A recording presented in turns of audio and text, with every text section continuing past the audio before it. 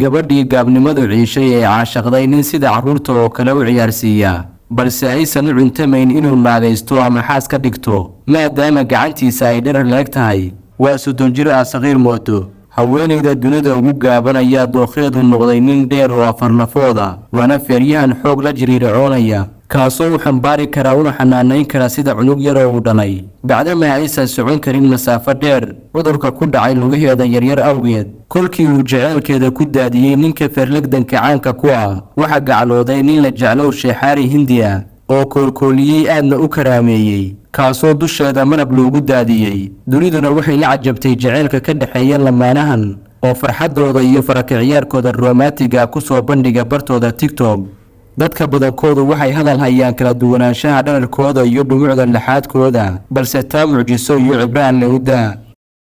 isbitaalka Turkiga ee u gaarka ah ragga waxa ka howlgala dhaqaatiir ajaanib ah kuwaas oo ku takhasusay daaweynta cudurrada ku dhaca taranka ragga iyo dhalmo-la'aanta ragga dhakhtarka ayaa ka daaweyn doona cudurrada ku dhaca haniyaha iyo xanuun walba oo aad ka dareentid qanjirka borostatada ragga biyo-baxa degdega ah hamiirida ragga iyo shahwada ragga oo daciifta soo booqo isbitaalka uu ku yaala xaafadda Taleex ama nagala soo xiriir nambarka shaashada ku qoran lagdanyahanka hindiga ee Greed Khali ayaa dhawaan la kulmay haweeneyda ugu gaaban adduunka oo lagu magacaabo Jyoti Amgi muuqaal ku saabsan kulankooda ayaa ka soo muuqday khadka internetka kaasoo lagu arkay Greed Khali oo magaciisa dhabta yahay Dalip Singh Rana oo halgaca ku qaadaya Jyoti Amgi haweeneyda dunida ugu gaaban kulankoodii kan ka horeeyay oo ahaa sanadii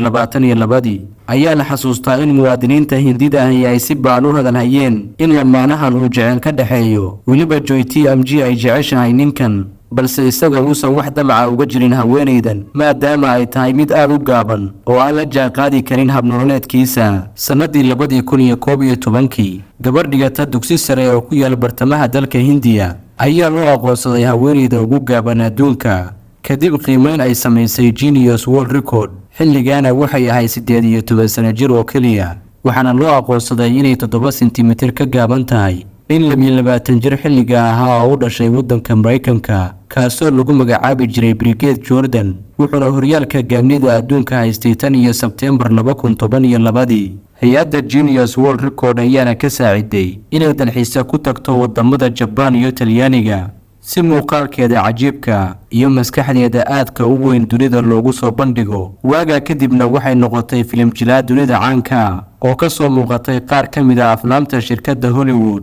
tani waa haweeneyda ugu gaaban adduunka magaceeduna waa Jyoti Amgi waxayna ku riyootaa inay noqoto filim jilaad caan ah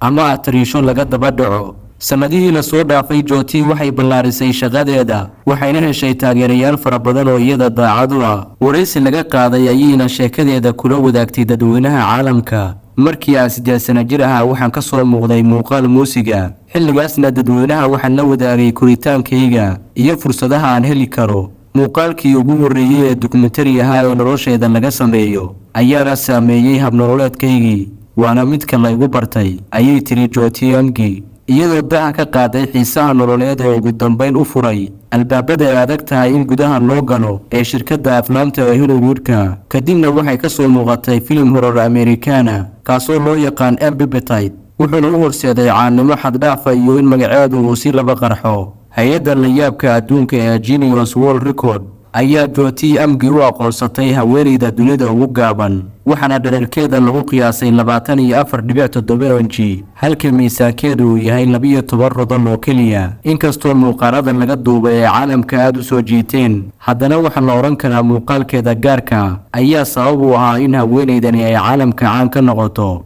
bishaaro